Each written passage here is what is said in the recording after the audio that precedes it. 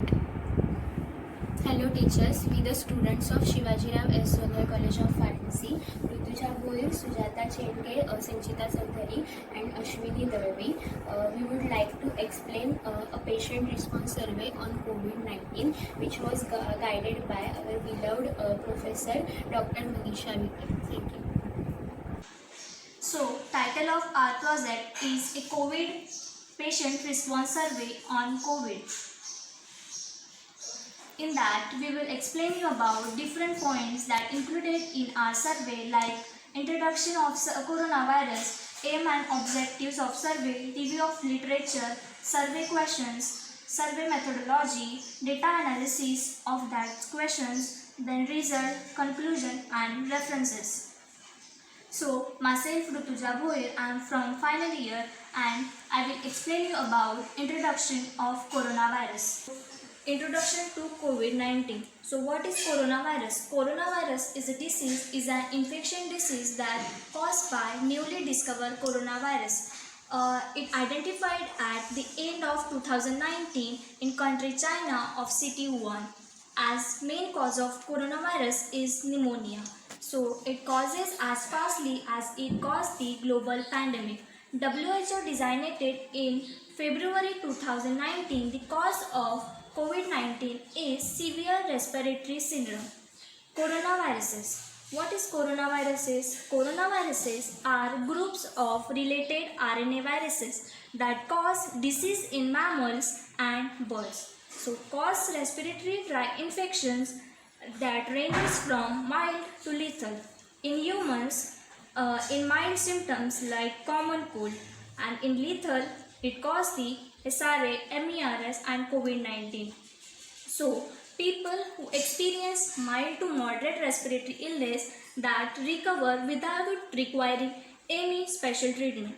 In other hand, older people with medical problems like cardiovascular disease, diabetes, chronic respiratory diseases and cancer are developed.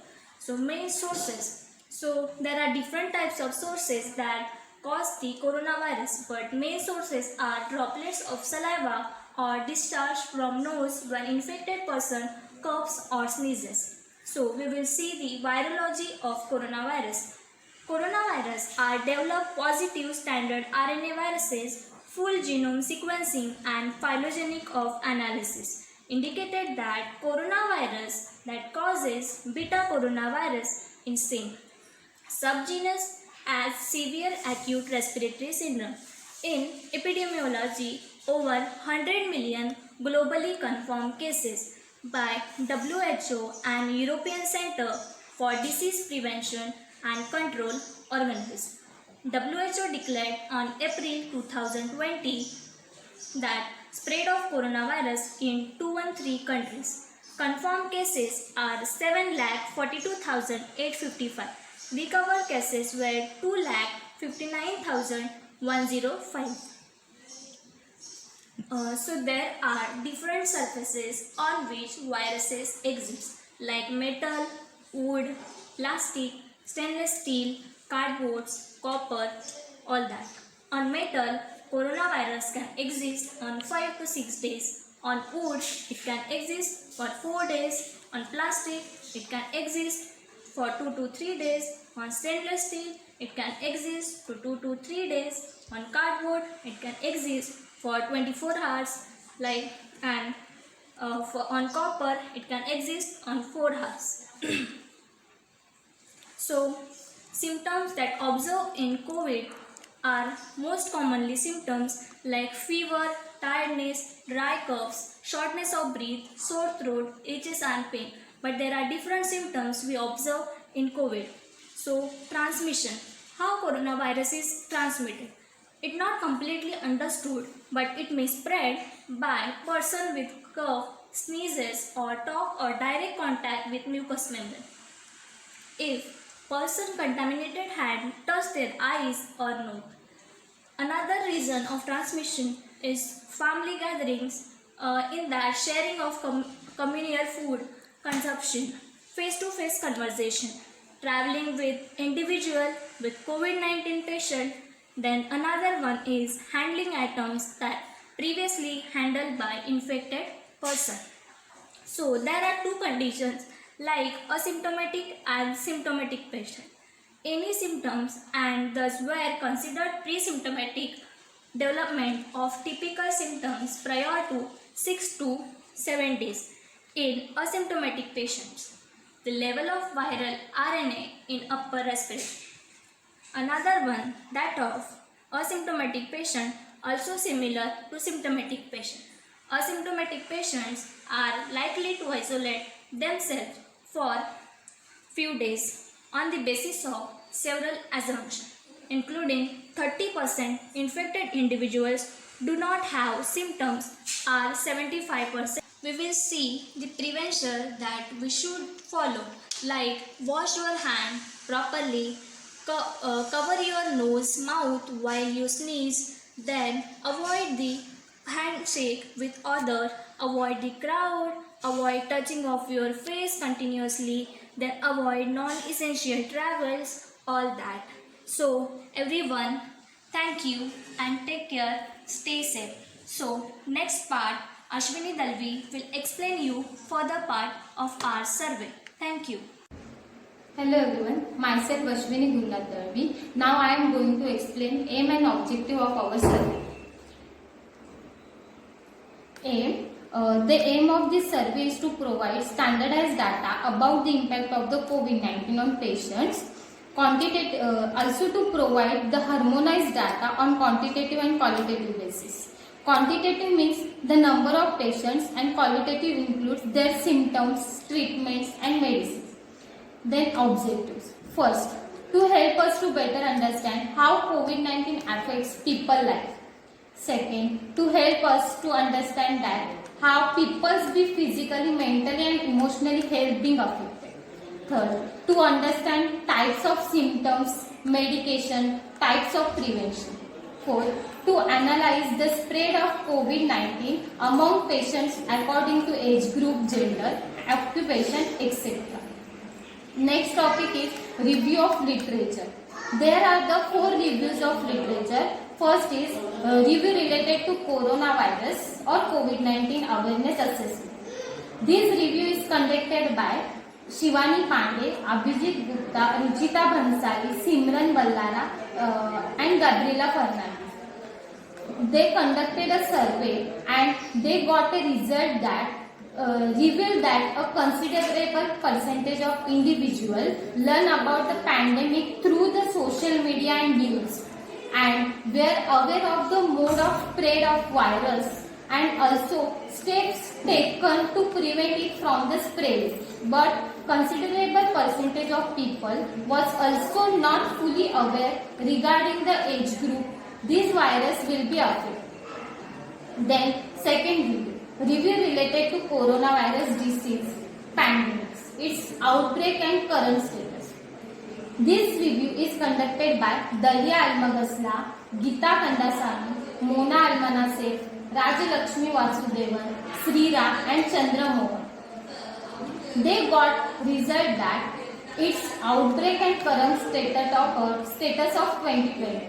In 2020, they concluded that the coronavirus or COVID-19 spreads at an alarming rate all over the world.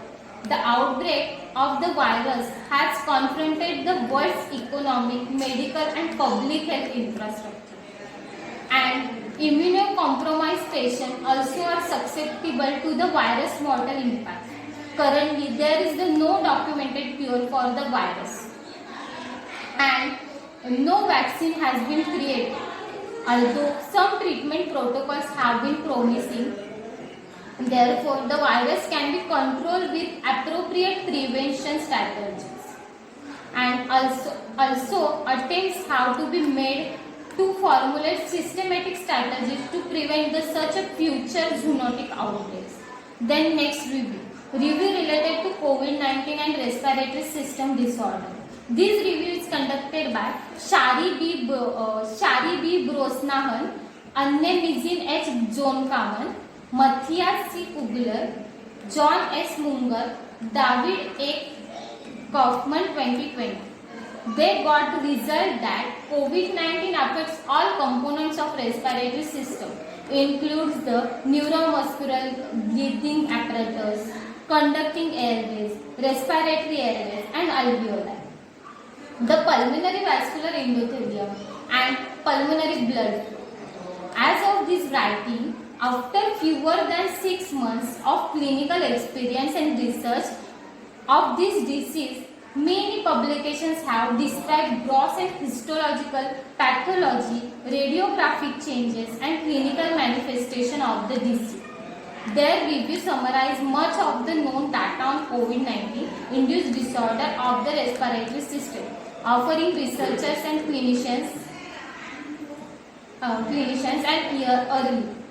Then next review of coronavirus disease 2019.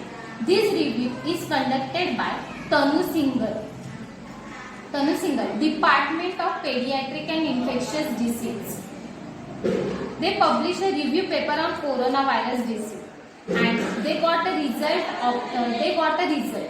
The result obtained from review paper are the virus's outbreaks had challenged the economic, medical, and public health infrastructure of China, and to some extent of other countries, especially its neighbors.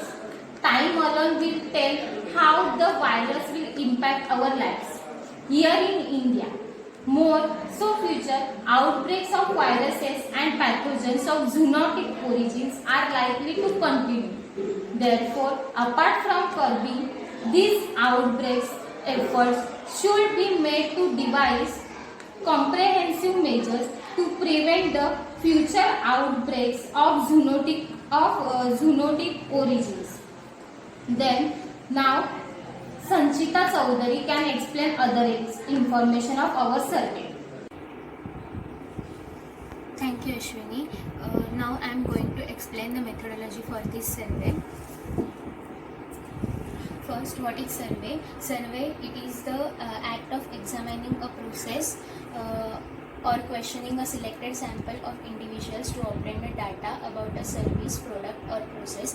In this, we selected a targeted group of people who can answer the questions about our topic. Our topic is about COVID-19 patients that experience the symptoms of COVID-19, get treatment for it, hospitalized for it. There are four different types of surveys. First is online survey, then paper survey, telephonic survey, and one-to-one interview. In online survey, it is very popular type of survey because the technology nowadays advancing day by day, and that's why it is going efficient and easy for creating the survey questionnaires and also giving the answers by respondents. It is also require less time and less money because no manpower required to travel to the place of respondents. Then second is paper survey. It is a traditional method. It requires the paper and pencil, and it is time consuming. It requires the manpower to travel to the respondents and ask them questions, and it also requires the money for it. So it is time consuming. Then third is the telephonic survey. Researcher conduct this survey over telephone. Researcher have to ask questions and respondent have to answer them on a phone call. The success of this survey is totally depend upon the how many people answer them and how many people are interested to answer the questions on the phone call. It is time consuming process and it is mostly non-conclusive. Then fourth is one-to-one interview. It is one-to-one interview. It is quantitative research because researcher can get the meaningful data by asking some relevant questions to the respondents. The interview lasts for 30 minutes to few hours, but here the researcher require deep knowledge and experience about the interview. Now here we select a Now here we select the online mode of survey, and the platform for it is Google Form. Now Google Form, we collected the data using online survey platform Google Form. As per Indian government recommends that to minimize the face-to-face contact or physical interaction with each other, and also the respondents, because they are the COVID-19 patients. We chosen the Google Form, which is online mode. In Google Form, we can create many types of questions like short answers, paragraphs, multiple selections, verification boxes. Now advantages and disadvantages of a Google Form. Advantages: first, it is a free online tool. It is easy and efficient for creation and also for use. Second is to use. We only require a Google account and also the access to Gmail, YouTube and Google Drive. One only require the network connection. Third is it can be easily created. Fourth is it according to the designing facility. It can be designed well because there are different color palettes. We can add own image. There are different types of themes, so it make attractive for the respondents. Fifth is for this feedback saving. It is easy because there is a summary portion in Google Form where we get the easy result in pie charts, bars, so it become easy to analyze. Now disadvantages: first is it is necessary to have internet connection to use the Google Form. Second is designing is customized and it is designing customization is very limited. Third is according to the security concern, we have to create a good password and protect it to increase the security level. Fourth is the Google Form only accept text up to 500 KB. Spreadsheet limit is 250 cells or 40 sheets. Then steps to create a Google Form. First step is set up a new form or a quiz. Now on your Android phone or tablet, open a mobile web browser and like Chrome, and we have to go to forms.google.com and a new form will automatically open. Then second step is edit and format the form. In that, the first step is edit form. We can add questions, headers, sections, images or videos. We can duplicate the question, images, sections. We can reuse the questions that we have previously added. Then we can delete or edit the items. The limit for sections is 75 sections. We can add the 300 pieces of contents. Then second step is create a questions. We can customize our questionnaire. We can add our own questions. Then third is choose where to store the responses. We can choose spreadsheet and or Gmail notification. Here when we choose the Gmail notification, the Gmail notification will come to the researcher after getting the responses. Then third is send your form to people to fill. In that, first we have to check the form setting before sending. In that we have to check the limit users to one response, then allow people to edit responses, show a summary of responses, then change confirmation messages. Then after setting, we have to send a form via email, text messages, then WhatsApp messages, social media, and we can get the pre-filled link. For that we can send the link to respondents. We can send a form with pre-filled answers also. Then last part is steps to conduct the survey. By following these steps, the survey can be effective. The first step is to determine who will participate in the survey. For our survey, the targeted people are COVID-19 patients. Then second is decide the type of survey, which here we selected a online type mode and the platform was Google Form. Third is design the survey questions and layout. The survey questions are designed on the Google Form, and we send the pre-filled link to respondents. Then distribute the survey. We send a link via WhatsApp, email, text messages and social media. Then analyze the responses. After getting the responses, we analyze them on the summary portion of Google Form and write up the results. we take out the results from that we after analyzing. Now these fifth and sixth steps, analyzation and result, were explained by the Sujata. Thank you. Thank you, Sanchita. Now I am going to analyze the data, result and conclusion on the basis of pie chart so that it will be easy to understand on the basis of pie chart. As we discussed earlier, our survey questionnaire has three parts, that is personal information, before COVID and about the COVID situation, and third is about after COVID. Hence, our first part is about personal information, which comprises of questions like name, gender, age, etc. And here very much first question is about gender. Here we can clearly see that the 67.5% of population is male and 32.5% of population is female. So we can conclude that the male population was widely affected by the COVID-19 compared to the female population. Our next question was about the age. Here the options were in the age groups so that it will be easy to understand which age group was affected more by COVID-19. Here 32% being the most, we can conclude that the age range of 20 to 30 was most affected by COVID-19. After that, 27.5% of people are from age group 30 to 40. Then 16.5% of people were from age group 50 to 60. Here 13% of age group was from 40 to 50. Here 7% being the least, we can say that this percentage of people are from the age group of 60 to 70 and they were least affected by the COVID-19. Our next question is about, did they travel outside their city, town or district? As 57% of people said no to this answer and 43% of people said yes to this answer. Here we can conclude that while traveling they may get exposed to the COVID-19 infection. The next is about, did they have been close contact with a person known to have COVID-19? Here 58% of people chose to no, but the 42% of people said yes.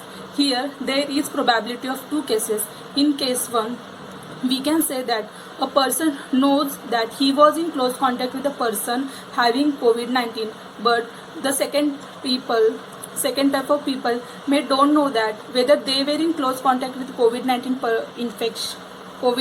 person or not. The next question is, did they work any of this high risk occupation? Here the options were like healthcare, military institution, aged care facility, none of the above and other. As we know, in this pandemic situation, everyone was working from home, and here 51.5% and 31% being the most, that is none of the above and other, they were working from the home. Here the 17% of people were from the healthcare facilities, and while performing their services they may get exposed to the COVID-19 infection. The next question is about the symptoms. Here the options were like dry cough, tiredness, sore throat, chest pain and pressure, fever, diarrhea, asymptomatic and headache. Here, as we know, the most of the common symptom was like fever and dry cough. Fever being the most, 80.9% of people had fever, 77.9% of people had dry cough. After that, 59.3% of people had sore throat, 58.3% of people had tiredness. Here we can see that the chest pain and pressure was also observed in 13.1% of people. Some of the patients was also asymptomatic and their count was 9%. Some people also experienced a symptom like headache, which is shown in 31.7% of people. Next question was about, which symptom did they first experienced? As we know, the most common symptom is fever, and we can clearly see that the 51.8% of people had fever as their first symptom. After that, the 31.2% of people had dry cough, 9% of people had tiredness, then 16.1% of people had sore throat, and loss of taste and smell was also one of the symptoms which was experienced in 10.6% of people. There was also some people who were asymptomatic and their count was 9.5%. The next question was, where did they first tested for the COVID-19?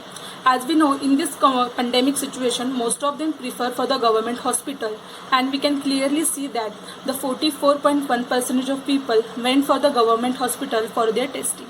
The 28.7% of people went private hospital for their testing, and 27.2% of people tested themselves in the COVID care center. Next question is, in which month they first tested for the COVID-19? Here, the options are categorized in the month so that it will be easy to conclude which month shows highest peak of people getting exposed to the COVID-19. 19% being the most, we can conclude that the month of September, most of the people affected by the COVID-19. After that, the 16% of people affected by COVID-19 in July month. After that, 11% of people affected by COVID-19 in month of June and August. Then the 14% of people affected by COVID-19 in the January month, 13% of people in November month, and 8.5% of people in October month.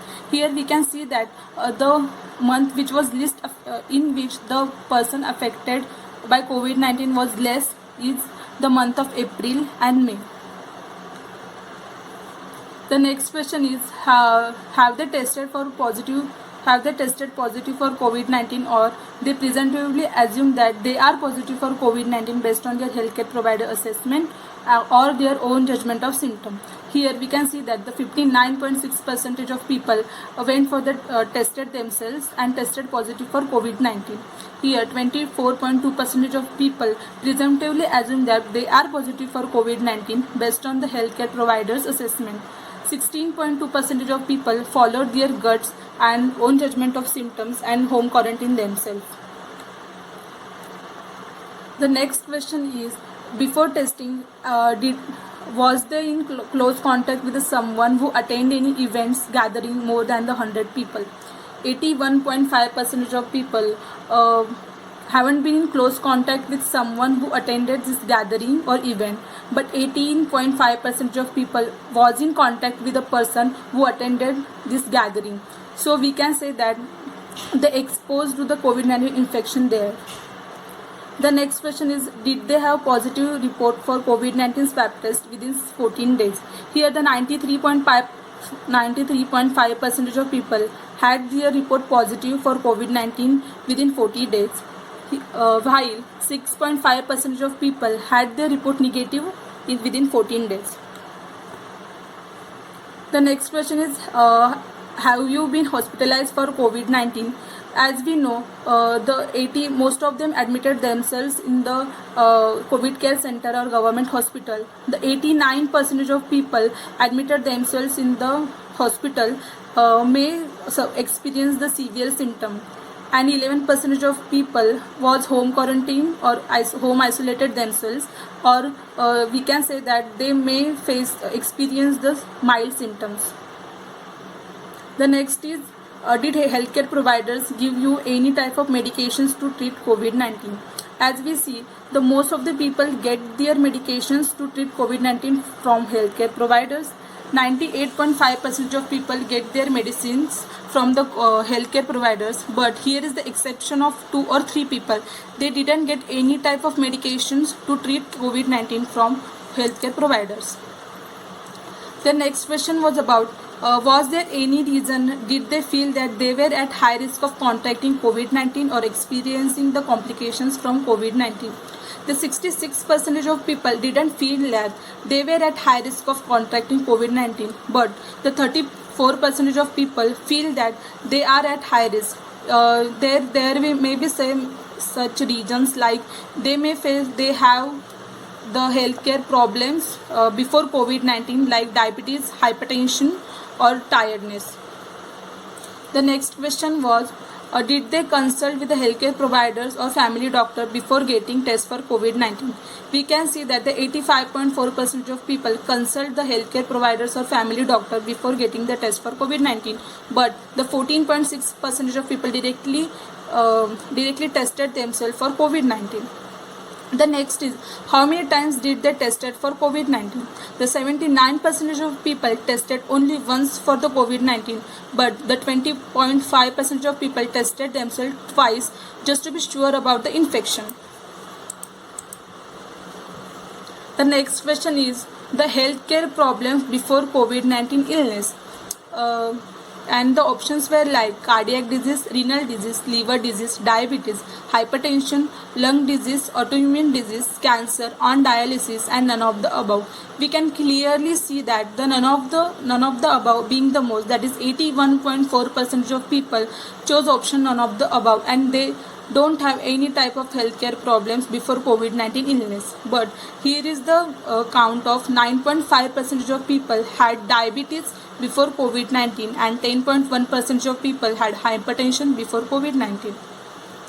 Only 1% each had cardiac disease and renal disease. And here the next question was about, in their opinion, at what capacity they can perform their everyday activities. The options were like excellent, good, moderate, severely impaired, and completely impaired. Our motive behind putting this question was just to ensure whether they are able to perform their everyday activities as before, as we know that COVID-19 affects on the immunity of the person.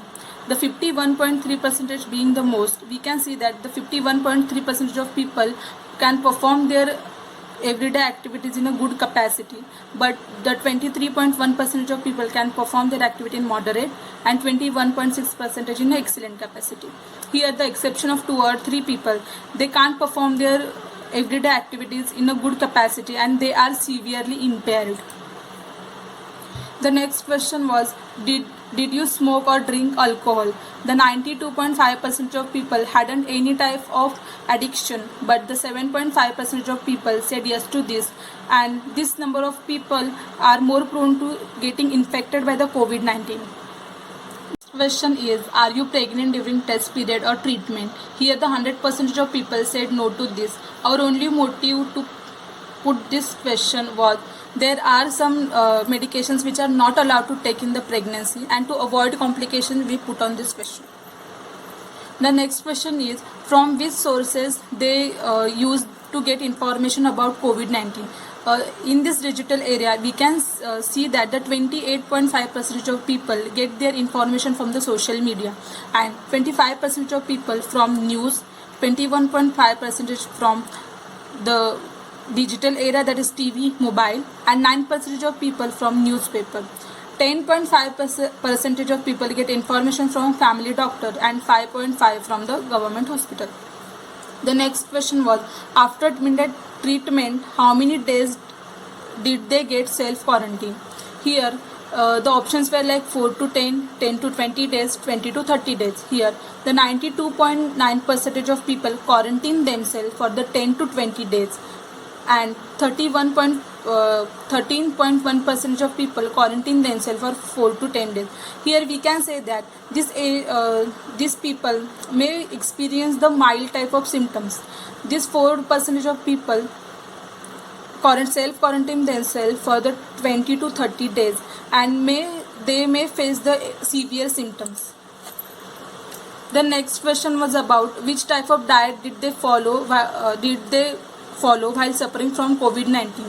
As we know, the most number of people were hospitalized themselves in the government hospital. The 78.5% of people was on regular diet with some immunity boosting food like pulses, eggs, and kada. Here the 21.5% of people were home quarantined themselves and they was on regular diet. The next question was about, after treatment, how did they feel? 56.5% of people feel better after treatment, but 42.5% of people feel good. But there is exception of 1 or 2 people who feel they are experiencing some kind of symptoms till now. The next question was about, obtain following information from medical records, and the option was like acute respiratory syndrome and pneumonia. As we know, the COVID-19 is the upgraded version of the pneumonia and the acute respiratory syndrome. The 59.2% of people had acute respiratory syndrome in their medical records, while 40.8% of people had pneumonia in their medical records. And this completes the second part of our questionnaire, that is about COVID and before COVID. In this we can see the after COVID, that is, has this person died. Here 99.5% of people are fully recovered from the COVID-19, but the only 1 or 2 people are died while suffering COVID-19. The next question was about the medicines last prescribed for doctor or healthcare providers. These are the common medicines which were prescribed by the doctor for COVID-19 infection. The medications are tablet doxycycline, zinc tablet, Cromol, Tan-D, PCM, Azi tablet, vitamin C, syrup Dilintus, CV4, tablet Monter, tablet Montus, injection P40, injection Odisef, injection Remdesivir, Stamlo 5 mg, Esogres T, Predmet 5 mg, injection insulin. And this completes the data analysis with result and conclusion. And these are the only statistical data. Here are the questions and here is the number of patients in percentage format.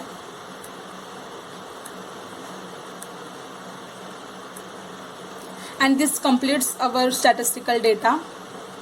And these are the common medicines which were prescribed. These are the references that we use for our survey. Thank you.